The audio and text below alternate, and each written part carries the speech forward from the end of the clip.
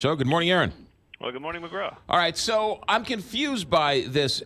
Did one or two of Michael Cohen's partners decide to start working with the prosecutors? Well, it's one. It's a guy named Evgeny Friedman, who is linked to Michael Cohen through the taxi cab business, through taxi medallions, which, are basically the license to operate a cab here in New York and in Chicago. And until Uber came around, they were basically gold, and they've dropped in value since. But anyway, Michael Cohen's been a big investor in these things for a long time, and his business partner, Gene Friedman, has now agreed to plead guilty to a single count of tax fraud. Basically, he was withholding some taxi surcharges to the tune of $5 million over a multi-year period, and he agreed, I think, to a rather sweet deal that gets him just a single count of tax fraud. His plea agreement, though, does require him to cooperate with prosecutors, including the ones who are investigating Michael Cohen. Now, who's the other guy? Isn't there another guy who was a business partner with Michael Cohen who's now is working with somebody? Or am I getting all these people confused? Maybe I've reached the limit of my knowledge and all. I know. This.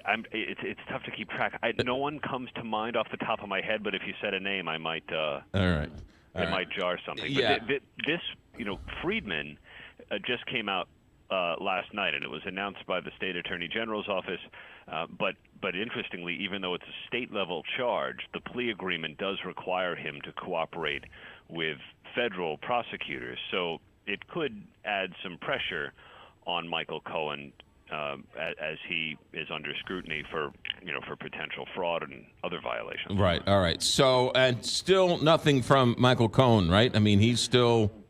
No, the only thing we've heard from him lately is he's in a kind of a sparring with Stormy Daniels' attorney, who Michael Avenatti's been trying to insert himself and Stormy Daniels into this federal investigation of Cohen, believing that some of the documents that may have been caught up in the raid of Cohen's property included discussions of her.